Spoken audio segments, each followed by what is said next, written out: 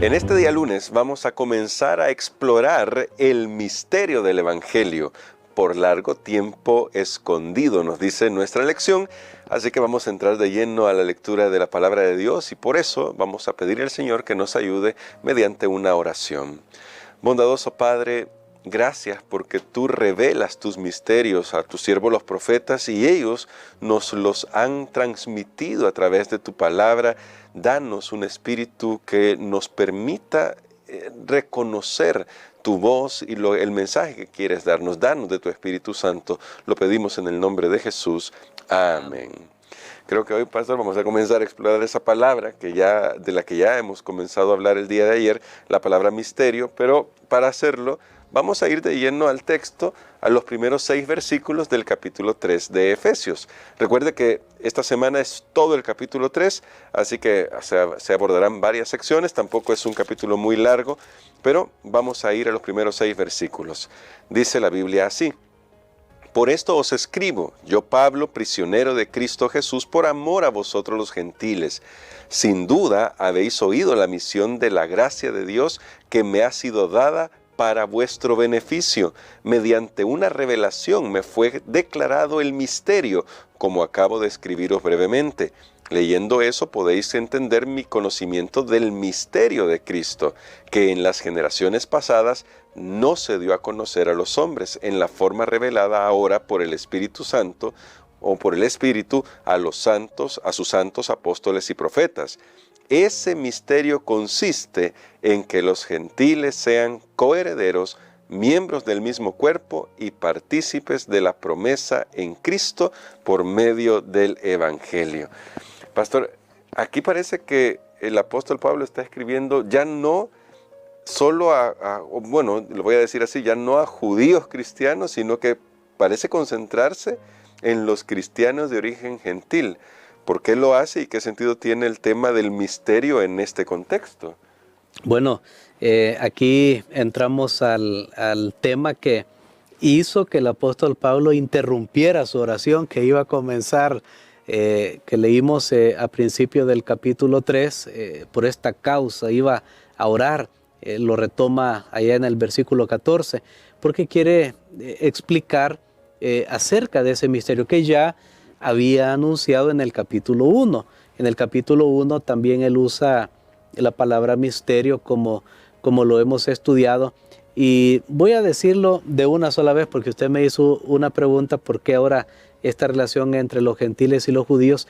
Es que es bien interesante. En tiempos del Antiguo Testamento, cuando un gentil quería ser parte del pueblo de Dios, tenía que entrar a través de las prácticas judías. En otras palabras, tenía que, como que se estaba haciendo un judío para formar parte del pueblo de Dios. Tenía que practicar la circuncisión, sí, que era el rito símbolo de ese convenio, de ese pacto entre Dios y el pueblo judío.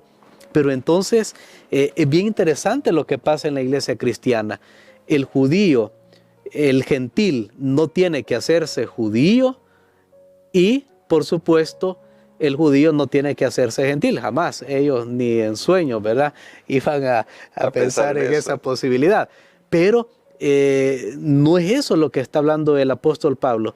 Entonces él desenfoca ya no judío o gentil, sino ahora cristiano, porque eso va a tono con lo que estudiamos la semana pasada, ese nuevo hombre, esa nueva creación de Dios.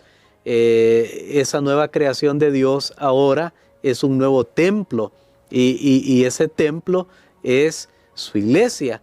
Son los que creen en Jesús, son los judíos y gentiles que han llegado a creer en Jesús, pero la figura de Jesús es tan central que ya no importa si es judío o si es gentil, ahora todos son hermanos, ahora todos son cristianos. Entonces eso es para responder a esa primera pregunta. Y ahora, pastor, porque el apóstol Pablo dice que a él se le ha dado básicamente este ministerio de hablar o de revelar o de enseñar acerca de este misterio.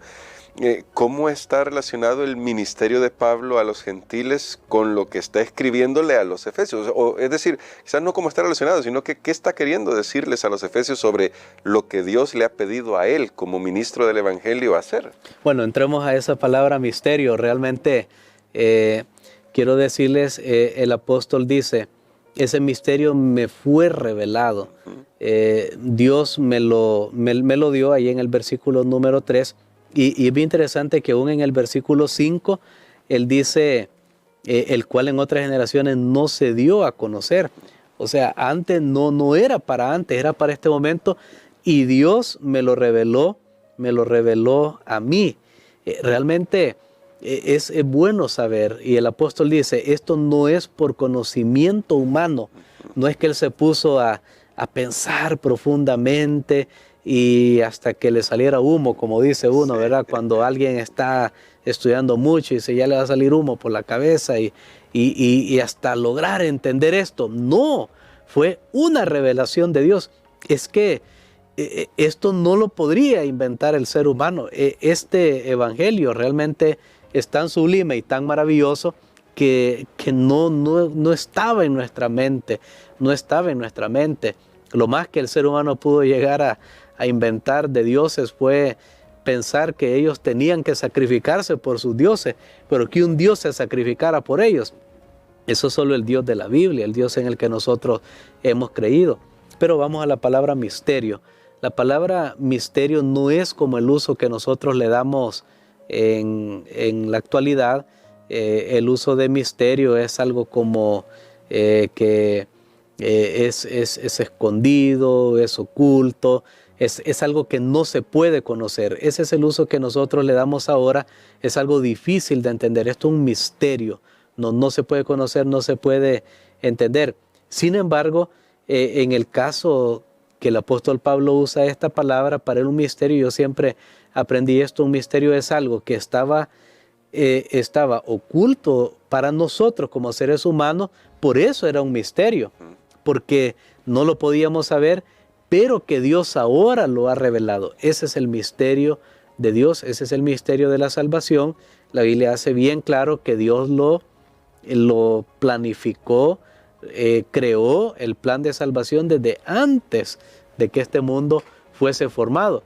Pero a su debido tiempo Dios lo reveló y Pablo dice, a mí me ha sido dado a conocer este misterio. ¿Cuál misterio? El del plan de salvación en general, no, sino que ahora venimos al tema, es el misterio de cómo los judíos y los gentiles ahora pueden estar juntos. Y ahora, justamente por eso estaba destacando también antes en la pregunta, el ministerio de Pablo. ¿Cómo se ministra este misterio, pastor?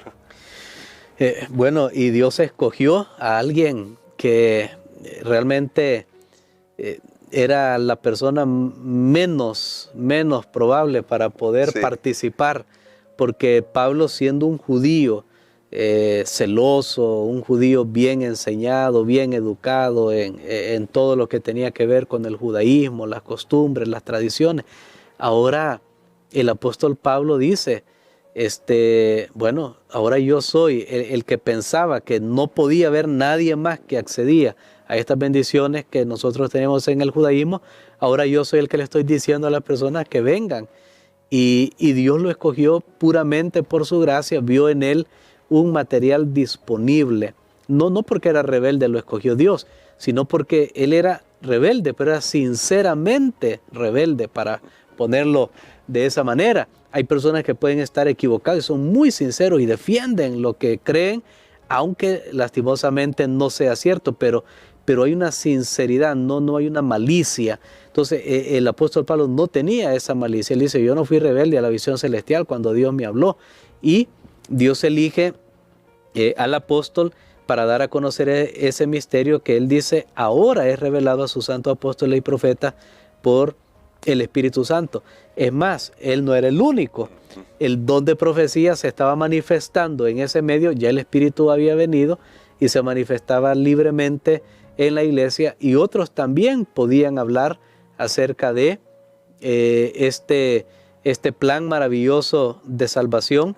Pero lo más sorprendente es cómo Dios escogió al apóstol Pablo para llevar este evangelio a los gentiles, de tal manera que Pablo ve y les dice: hermanos, yo estoy en prisión, estoy por ustedes, estoy porque estoy cumpliendo mi cometido, por eso me han venido estos problemas y estas dificultades. Y finalmente, pastor, porque este tema puede ser bastante amplio, pero la Biblia nos dice de que este misterio consiste básicamente en que los gentiles ahora son coherederos, están en la familia. Bueno, se ha hablado de la adopción, usted nos lo ha mencionado, pero eso me lleva a la pregunta: ¿cómo nosotros podemos cuidarnos de no contradecir con nuestras actitudes, con nuestros preconceptos, lo que el Evangelio hace, que es llamar a todos a ser coherederos en la familia de Dios? Bueno, creo que la iglesia tiene que ser el lugar donde todos pueden encontrar realmente su espacio. No, si una persona siente: no, yo no pertenezco ahí, algo no hemos comunicado bien, porque Dios amó al mundo y Dios llama a todas las personas para que vengan y formen parte de este bendito evangelio, que es la gracia de nuestro Señor Jesucristo para la salvación a todo aquel que cree.